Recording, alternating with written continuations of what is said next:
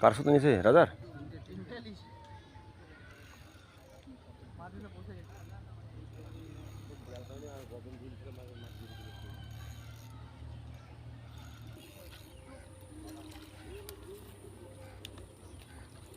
উপরে বলো দাও, পরে দিয়েছেন।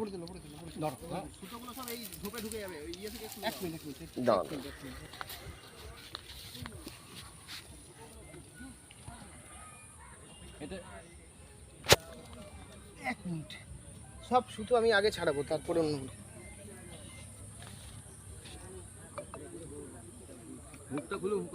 মুখটা খুললেই সব বেরিয়ে যাবে।